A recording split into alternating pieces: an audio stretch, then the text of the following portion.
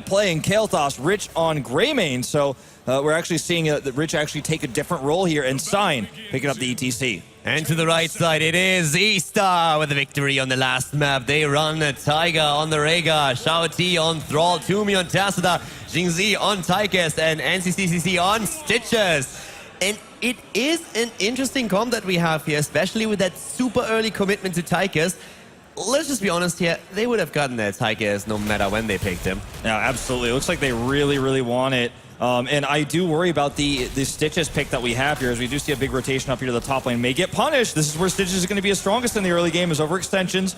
And MVP is actually going to have to take the long way home. They don't even throw the hook out. They're saying like, all right, we lost the tower. That's totally fine. We burst away the bottom wave, and then we make the rotation happen. Right now you see Thrall just going straight down to the bot lane. But they are going to run a couple of rotations apparently on the map. They're trying to trap, they're trying to hook, and they're not going for the traditional 4-1 before Immortal #1 spawn. Look at Rich's positioning here. He's trying to bait a hook so hard here. Look at Sign's position, yeah. Yeah, the ETC is being, look at this, total bait here, but eStar plays too safe. They're not able to find anything. Kyocha is rotating up with that wave, though, from the bot. Thrall knows he's missing, so this shouldn't get too much stun, but here he comes. Now, we have seen a couple of times already all the Tychus damage, and it was pretty impressive in the previous games when they used it. We're going to find out if they can make the same thing work once again. Level 1 with a Shrug It Off. They stay true to their colors. Dampen Magic on Stitches.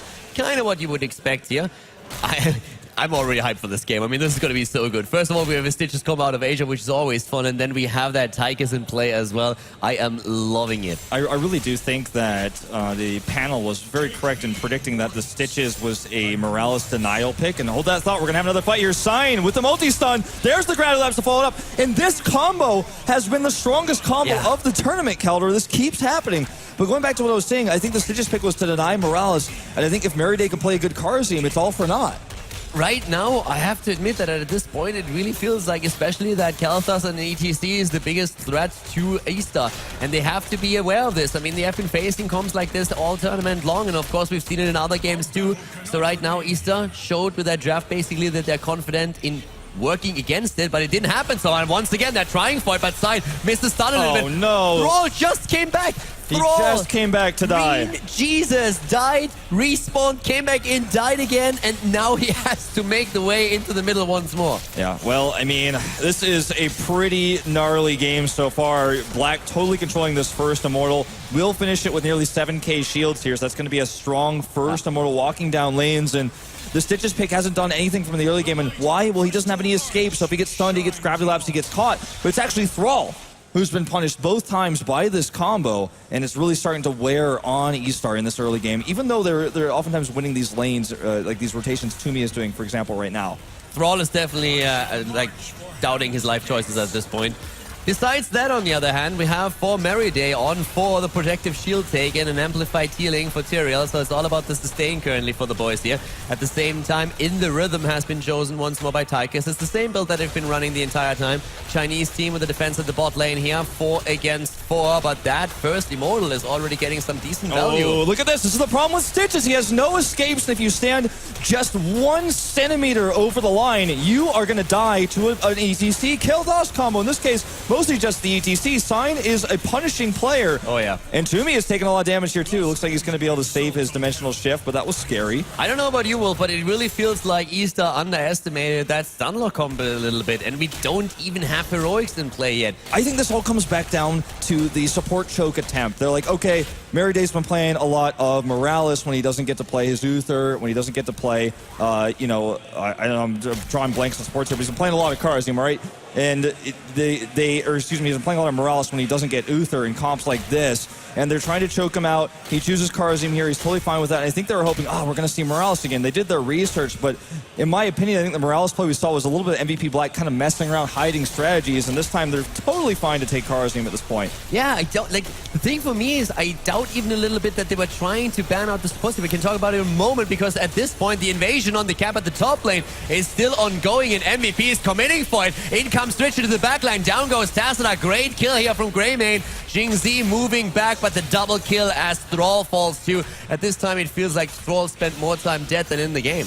Yeah, he certainly has, right? 3 deaths already this game, and He's one of the higher impact heroes, as was mentioned on the desk. You know, if he can actually do follow-ups to hooks with his Feral Wolf, and if he's not there, that's just not a thing.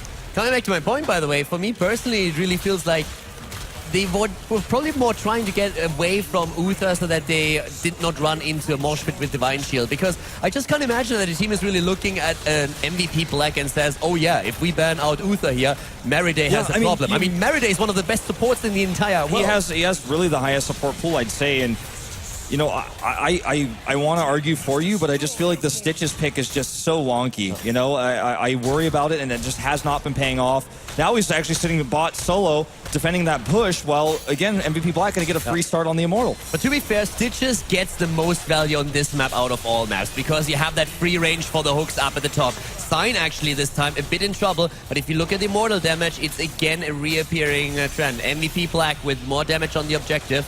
And just to highlight on your point, this is one of Stitches' best maps, and also his power really comes in the late game. When you get a pick that's a 40-second cooldown or 40-second death timer, it's much more impactful than here in this early game. So if he gets Fishing Hook, if this game goes that long and you get those late game hooks, that can be a game changer. But right now, it's really a problem. Oh yeah, you're totally right on this. Like right now, they are definitely struggling. Here's the hook. It's the hook against Kel'Thas. That's the money hook right there. But it doesn't do anything for him. It's again Thrall. At this point, he should just stay in base. Yeah, and it was basically just a hook into the Gravity Lapse. He's like, thank you very much. Thank you for making this combo easier. He's got Netherwind. Boom, down goes NCCC. Wow. Thrall is dead again already. Toomey in trouble here in the top, and he's actually going to have to use his shift to get away. Like, barely escapes there with Tiger's help. And I think that is going to be the end of this attack for MVP Black. In fact, Kyocha may have overextended. Narrowly gets away. That was close. I mean, Jing Z just moving back in the last moment before the Gravity Lapse is about to hit him. But if you are, like, if Thrall has one FML moment after another in this game, he really struggles at this point. It's 4 deaths against him already, and it feels like no matter what they do, they fall behind. Think about how this started. Yeah, it just gets the perfect hook against Kel'Thas, and it still turns against them. And this top fort is already dead. The bot fort is clear as well. This is a fully shielded Punisher, or excuse me, Immortal. No, we're only at 7 minutes into the game, so it's not a ton of scaling going on to this, but it will have a large amount of ranged attacks to use. And this, it could take out a whole keep wall. They have 10. Yeah. So how are they going to deny this push? It's going to take the wall down at least, I'd say. Yeah. And if they lose anybody, this could be a keep. Exactly. I mean, we're looking currently at a 2-level advantage, and right now they are pushing with everything they have at the top. Look at that kill potential. They go for it. 7-sided to the face, and Rhaegar is dead. And that's that isolation that you can get with ETC. He just face melts into somebody. They're isolated. There's a 7-sided strike. And he didn't even have to use Mosh Pit to secure kills here. With that death, this is definitely a keep here. And it may be a keep before this Immortal's even out of shields. MVP Black is making eStar look incredibly bad right now. They are stomping them. What a beautiful game from the Korean team. No mistakes whatsoever. Perfect fight control, perfect decision making. And they go through a keep. 7-8 minutes in the game and already on their way for a core. God, what is this, Wolf? Gravity Lapse goes down. There's the Mosh Pit as well. Thrall's already dead yet again. And it looks like the next kill is going to be on the Rhaegar. NCCC does have some sustain on him. They're diving a bit too far, though. There's the heals. Oh, no, they get like this. They kill everything. It is 8 minutes and 30 seconds against eStar of all teams. MVP Black is looking at the game. They're saying, like, we're done with this.